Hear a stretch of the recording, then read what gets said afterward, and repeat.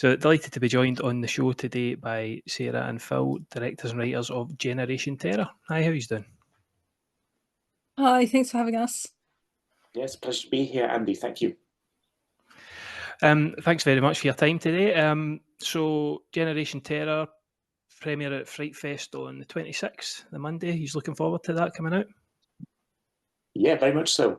It's not our first rodeo, thankfully, so the nerves kind of dissipate with each sort of outing. But we're joined with some of the people who are in the documentary this year as well, so they can deflect the attention. Yeah, no, as Phil said, it's very exciting actually this year. I think previous years I'm always quite nervous, but we've got Neil Marshall and Chris Smith and Zoe Smith and Ariel and Amber joining us for the premiere, so looking forward to it. Do you have a Q&A after it, or was that just the last time you had one? You got that after as well? That'll be good. Yeah, so it'll be a Q&A again, and as I say, we can push them out in front this year to deflect all the questions. They can do all the hard work for us. Yeah, I hope so. I mean, they always have a Q&A, don't they?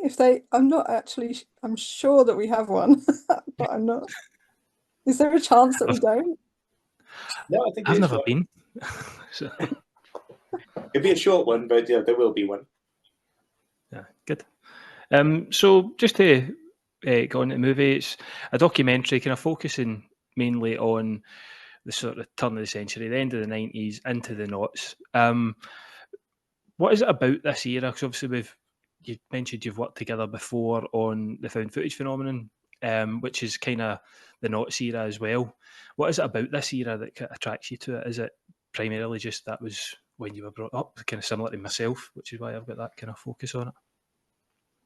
Yeah, for me, it was I grew up during that era, and it's all the films I loved when I was like 10, watching Wrong Turn and things.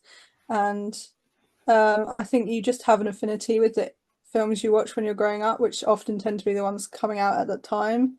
Even though I also watched lots of like Hammer films and things, they don't feel the same for some reason. It's weird. You'd think if you show a kid a Hammer film, they would have the same response to it as they did like back in the 70s or the 60s, but it's not true. I don't think. I didn't find them particularly scary, so it's like quick shift into Wrong Turn.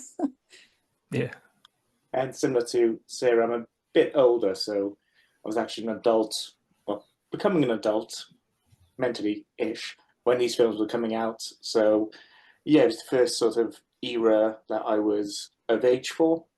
So growing up in well, I was born in '83, so technically I was alive for the '80s, but I wasn't like, going to the cinema to watch all these gnarly horror films. And in the '90s, there wasn't much of a horror scene. Everyone was looking back at the '70s and '80s. And yeah, by the millennium, I was an adult, and I was able to actually go and look for horror films that sounded interesting to me, because a lot of this stuff wasn't as mainstream as some people might think it is, especially the foreign horror films. You had to go searching for those. And so, yeah, it was the first time I was actually going out there and trying to find movies that appealed to me, as opposed to reading historical accounts of all these great horror films you have to check out. I was there in real time, finding them for myself. Yeah. And how did the idea for this documentary, obviously apart from your kind of love and the age you were at when these movies were coming out, was it always a plan to work together again? Was it just something that came up over just a casual conversation? Yeah, we definitely wanted to work together again, I think. Is that right, Phil? Well, it is now. Oh. No, it is 100%. It was kind of similar. Yeah, it felt like what you were saying. I was 87, I was born, so that era, it was about trying to finding your own kind of, maybe your own sort of niche and what you liked in horror, especially for me. Tartanasia was a big thing. Obviously, Sarah, you've got the J-horror virus as well, and having to find the Tartanasia DVDs. I remember always scrolling through Virgin, or there was a small local place that done them near me as well, and it's a kind of exciting time, and especially having had that sort of way of finding yourself. I was quite lucky actually because in the late 90s when all that and the early 2000s when all the J horror stuff was coming over, my dad was writing a book about it. So there's a lot of stuff that I would definitely not have seen if it wasn't for that, because he was getting stuff over from Japan that literally people wouldn't have seen. And so I think it's interesting because a lot of people, especially at my age at that time, because I was born in 92, wouldn't have seen a lot of that J horror stuff at that time. So anyway, just credentials. I just had A to, great time. I just remember, when was it? It would be about 2003, 2004. I had a savage hangover, and I went into the city centre just to buy a couple of DVDs. It was when the Sleepaway Camp box set came out. Remember the Anchor Bay one? And the UK got stiff because the US had this amazing sort of like package that looked like a medical kit, but ours was just a standard box set. But that same afternoon, Gozu was playing in the Odeon. This was back when like Odeon played all these Tartan Extreme movies. And so, yeah, I went to go watch Gozu with a massive hangover. And there's not been many experiences like that. If you've not seen Gozu, do yourself a favor, go out, get plastered, then the next day watch it.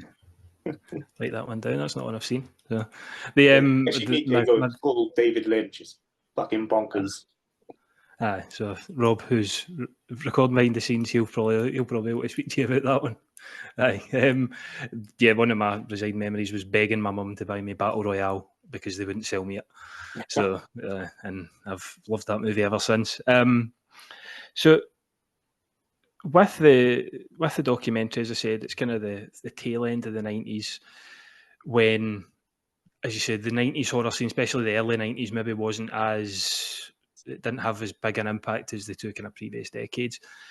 Do you think there was a point particularly where horror started to make the comeback? Obviously, you have touched on Scream and Final Destination in the documentary.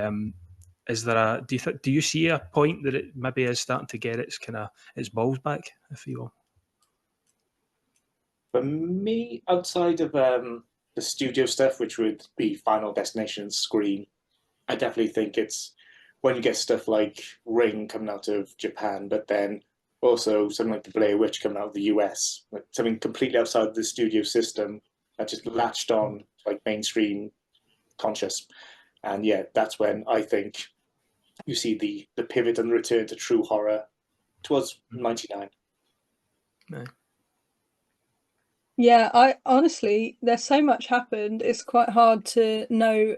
I think this was one of our problems when we were first like thinking about the documentary, exactly what changed, because so many things change all at once, I think. So you have like the change into the 2000s, which everyone felt was very much like the new technological age.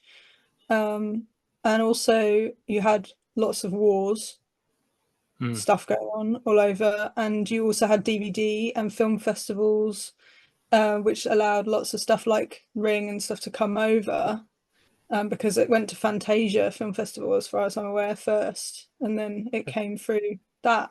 So yeah, like so many things happened that it's hard to know exact catalyst, but feels right. Like definitely stuff like Ring changed how people thought about horror at that time, and also Blair Witch Project as well was massive change in the way people saw how you could make a horror film like really cheap.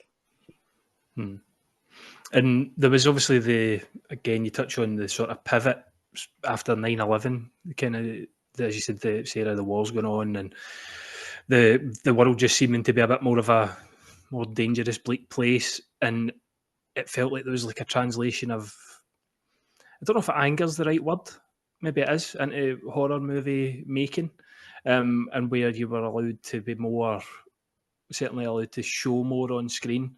I remember going to see HOSTEL in the cinema. I've never been a huge HOSTEL fan, but it was certainly, for having that up in the big screen, having that in your Cineworlds or your major Odeons, as you've said, it was a different time again. I mean, the impact of 9/11 and that in 2001, it's not the only thing that happened. You know, obviously there was terror attacks happening in lots of other places as well. In London, we had them in 2004. right? Was it Yeah. 4? Yeah. And it's just that I think it's anger probably is the right word, but also just fear. And I think before that, people weren't really necessarily didn't have anything to be afraid of during the 90s, particularly. I mean, I might be wrong about that because I was a child in the 90s, but it felt like a more simple time. And then suddenly in the noughties with the internet and everything, like it's a much more complicated time, and we have suddenly loads of terror, war on terror, etc. And definitely, obviously, Hostel comes from things like that, but all the hillbilly films I think also come from that, like Wrong Turn and Wolf Creek, and even Wolf Creek. I know it's in Australia, but they have their own problems there as well. And it's just everyone was feeling the same fear of your sort of close neighbor, be that like the next town or like your actual neighbor, I think. Yeah, I definitely think it was a time when people were actually feeling afraid because, as Sarah said, in the 90s, I mean, yeah, you had Desert Storm and all that stuff, but it seemed so far away, and even the IRA bombings seemed so far away that it never felt like a threat to us at that time being children. But then when you see those Twin Towers come down, everything came crashing down. It's like, oh, we are vulnerable. Like we could be taken out at any time. I think that just bled into all forms of life, including creativity, and horror just kind of took it out and ran with it in very interesting ways. When it came to making Generation Terror, you've got some fantastic guests on it, as you said. You've got Zoe and Amber, who I've had on a podcast before, but also the directors. You've got Neil Marshall, Adam Wingard, the director of Grotesque. I can't remember, I've taken a blank for his name. Koji Shiraishi. And it's shown all over, as it said in the kind of synopsis, it's the impact of and the change in horror around the globe. How was it? How is it to get all these moving parts going when you're making this sort of movie, making a documentary style? Because I would imagine there's multiple strings to everything, trying to arrange interviews with directors that are living all over the globe, basically. How does it kind of fit together? Yeah, so some of it we got lucky. So with Xavier Gens, for example, he was in London for Frightfest for a film he was showing, and Sarah was in Frightfest with the J-Horror. So I know Xavier through my day job. So it was a case of just like, well, you're in town, we're in town, let's set something up. And ironically, he had tickets to go see the J-Horror later that day, didn't he? Yeah, and he didn't know that I'm sorry, you didn't make it. He didn't know that No, I I made made it. Now he just said it. It's mine. Yeah. It's yours by proxy, yeah. But you set the landscape for it, don't worry. But yeah, no, I remember he walked in, he didn't realise, and he just brought it up in the interview, and I was like, yeah, I made that. Yeah. But yeah, no, I mean that's the thing. We're working with in the Blu-ray labels as well. Like you sort of get to know a lot of people, and also you know how to set up shoots in different countries, and that's the main thing. We couldn't be flying around to Serbia to film director of a Serbian film. We had to sort it out like remotely. So yeah, that was a very surreal moment because I was on a train to London during that interview. So we're on Zoom, and I'm just talking on a crowded train all about the joys of a Serbian film and like the horrors they depict, and the strange looks I was getting was phenomenal. yeah. Hey, Sergeant, why did you feel like putting baby in your film? What are you trying to say? Like, hi, sorry, I'm on a meeting. Sorry. meeting. Important. That was something I was maybe going to touch on a wee bit later, actually. But so there is we mentioned the sort of angrier and the more extreme horror. Is that a genre that both of you, do you have an interest in it? Do you always check it out?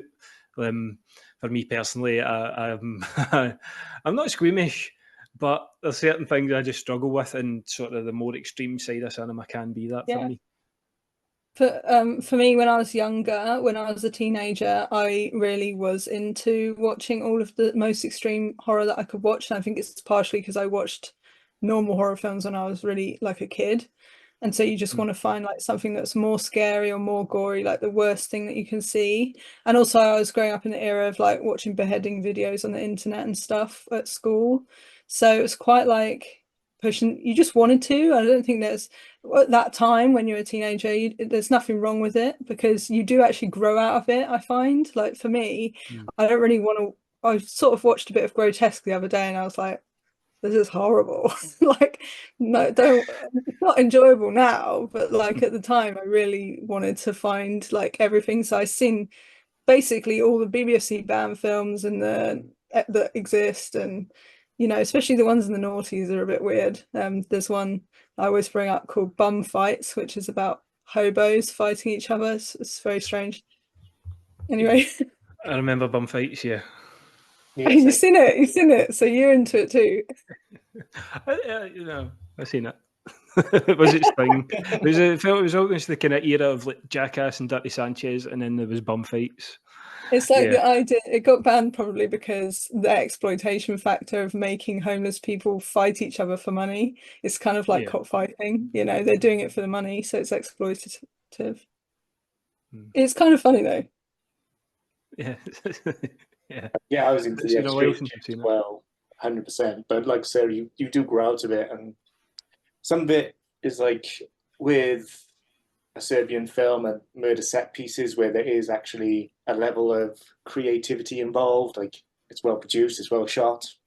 I can still get along with that stuff, even though it does turn my stomach at times. But then I was watching stuff like August Underground, and there was literally no enjoyment from those films whatsoever, other than, well, this guy's really good at special effects. So as a filmmaker, I get detached from what I was seeing and just seeing like the craft behind it. But then I ended up watching stuff like Lucifer Valentine movies, and I was like, where am I? I'm in a dark place here. This is ridiculous. Why am I watching movies like this? Like, this is literally a man who's about to kill someone, I think. So I kind of moved away from the underground stuff when I witnessed Lucifer Valentine's vomit gore films. Yeah, I've not been. Yeah, I've not touched them. I've heard of them again just through speaking to Zoe. Yeah, they will be firmly kept like under lock and key in my mind. I think I'm never going to catch them. It was yeah, like I'm even when I done an episode with Zoe, it was discussing Lars von Trier, and even some of his was a bit much for me. Well made, but yeah, quite they look like movies. You can detach yourself, but Lucifer's stuff is like, no, this is a serial killer's mind just filming horrible shit. Yeah, it is like, I can watch Serbian film because it's well made and it's like high production values and stuff, but you can overlook it when it's sort of in that context. I think it really does add to it, and I think people don't know, maybe people do talk about that, but when they look more grimy like August Underground, I definitely feel like a bit less like, why are we watching it kind of thing. I felt that with Human Centipede 2. That was one that really got me. I hate that. Yeah. I did another episode that was with Mary Wilde, her name, and yeah, I just felt like that film was under my fingernails for weeks after. I just felt like the honestly, dirt off the screen. That film probably made me not want to have kids. Yeah, very understandable. In terms of documentary filmmaking, what do you think kind of the horror genre lends itself so well to documentary filmmaking? Because obviously you've got the two of you working together with found footage phenomenon as well. We mentioned Sarah, the J-horror virus. There's also been great documentaries done on The Shining and more kind of movie-centric ones like Pennywise. It doesn't seem to do so much that in other genres. You do get the odd maybe action movie ones, but horror seems to just be like a great kind of breeding ground for fantastic documentaries. Yeah, I think it goes back to like what we were just saying, where as horror fans naturally inquisitive. Like that's why we end up watching all this extreme craziness. But I think it goes the opposite way as well, and that your knowledge for horror wants to expand, and so there's an inbuilt fan base that maybe isn't as intrigued in other genres. So you could have, I know, the biggest community of romantic comedy fans in the world, but would they all want to watch a documentary about how Sleepers in Seattle was made. I don't know. Don't think there is. Yeah, it's definitely the type of audience that horror draws in, just the type of people who are predisposed to liking horror. I think it is always a certain type of person, often like a creative or alternative type people. And I think a lot of other genres are just for moviegoers who they're not obsessed with film. I mean, yeah, I mean some people are obviously, but like you say, not other genres. Like I don't think there's. Could you do a documentary about comedy movies? I don't know. I'm sure there is one, probably. But just to note, Phil made a documentary about Texas Chainsaw Massacre. I did. Oh, there you go. I didn't know that. Sorry. So on the second site, Blu-ray. Oh, okay. Of course, you what for what second sight? And how was that kind of experience again? That's a. Do you know it's a movie that I do appreciate, but it was never one I was brought up with. So it's not something. Obviously, you've having made the documentary on it. Must be a huge fan of it. You get to see the T-shirt there as well. How was being involved in that? Yeah, I mean, it is one of those films. In high school, it was part of the Trinity, which was Gorilla Killer, Toolbox Murders, and the Texas Chainsaw Massacre. And that was technically it should have been the easiest to find, but it turned out to be the hardest. So it was a big part of my childhood. But it's a film that, as a teenager, when you're used to Freddy and Jason and everything's fun and just like brainless. Yeah, it's an unpleasant film when you're a child. It's just someone screaming and being tortured, not like on screen, but mentally tortured by what's happening. So it wasn't until I was an adult until I finally started to appreciate the film. But in terms of making a documentary about it, it was like, what is there left to be said about the Texas Chainsaw Massacre that people don't already know? At that point, it was 40-something years old. So all the stories are out there. So it's just trying to find a new perspective on how to tell an interesting Texas Chainsaw related story. And that was us fans. So it was finding filmmakers who had worked in the franchise and are fans.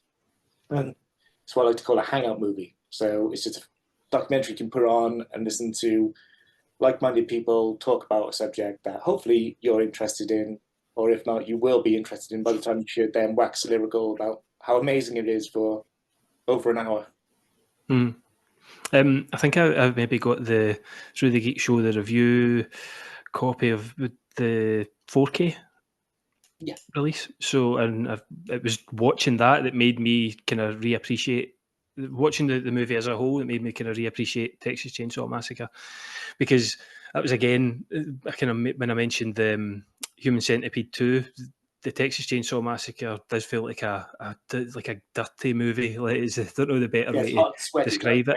It's covered in wet and there's lots of dirt and blood. But when you look at it, separate yourself from that. Like the camera work, Daniel Pearl's camera work is amazing. The editing is like so far ahead of its time. Like as actually a well-crafted film, it's incredible. Like so far ahead of its time. But you don't appreciate that when you're a teenager. You just want to see people's heads get chainsawed off, which it doesn't deliver.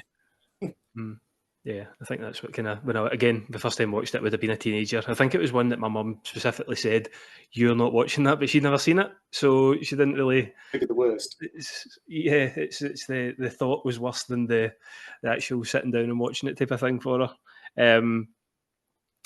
So, in terms of Generation Terror, when you're doing your kind of research for a movie of this size and scope that covers so many different sort of movies and different kind of takes in the horror genre, how do you manage to whittle it down to what you want to talk about, or what directors you want to get involved with it? Do you end up that you miss out movies that maybe, or movies or directors that you would like to discuss or you would like to have that chat with, and just because of time and because the constraints are sort of movie making? Yeah, I always say it kind of builds itself in a way, because we obviously have our original structure and ideas, but especially this one, the era is so big that we would never be able to cover everything anyway. So you sort of we put the feelers out to as many people as we could who we wanted to be involved, and like often from just every sort of section that we did sort of want to cover, we thought about. So you've got like the new French extremity, the Japanese stuff, the extreme stuff, Hostel, Saw, and like the late 90s, Final Destination, all that stuff. We wanted to cover all of it. So you put all the feelers out to everyone, and then some people don't come back. And so it kind of shapes itself because of that, because the people talking in the interviews are the ones who shape the film. So people like James Wan are not involved, then they don't get to say their opinion on where Saw came from personally, you know. Yeah, and there was some topics that we were planning on discussing, but given how when you're editing it, it does find itself, like Sarah says, the topics that we had interviewed people about just didn't seem to fit, didn't kind of clash with the rest of the documentary. So yeah, it's very much a fluid sort of process where, cliche to say, but the film does find itself in the edit. No, it's cliche, but it's true. So you plan it the best you can on paper, you get your interviews in the can, be it ones who weren't available, so be it, we can't use them, but you can still touch on the films that they were related to, so you can still kind of, in a roundabout way, discuss their work. Yeah. But yeah, you're truly still finding what the story is as you're editing. Yeah, and we like doing sort of directors on directors sort of thing, so often asking other directors about different films, because I think that's important to get their perspective on the landscape on other people's films and not just talking about their own films. So most of the time we're not even asking them about their own films, because it's just not that, it's about the whole era rather than the specifics of the one film. So I think that's why if we don't get certain people, you're still covering the important films, just from it, maybe just not from that personal perspective with that filmmaker. It helps that a lot of the horror directors are horror fans themselves. So even though they weren't involved with the films, they've still seen them, they've still got their thoughts on them. So yeah, it all kind of works at the end of the day. Cool. And Sarah, what you're saying there about the other directors, I was watching an interview of yourself with Kat. She was discussing the movie, and you were talking about Joe Lynch, who just had a 2-hour interview. Was it Joe Lynch? Had a 2-hour interview, and he just spoke. And there was barely, I think, I can't remember if it was yourself or Kat that mentioned he didn't really touch on Wrong Turn 2. He was just talking about everything else. Yeah, because that's the difference between these films that we're making in this, I like to call it a series, but you know, found footage phenomenon, and this film is, it's about the thing as a whole. Like, well, the first one was about found footage as a subgenre, and this one is about the noughties era. And so, you know, it's not like talking to Joe Lynch about him making Wrong Turn 2. It doesn't really fit in, because he did it in that era, but it's not really about that. It's about the idea. Where did the idea come from and why?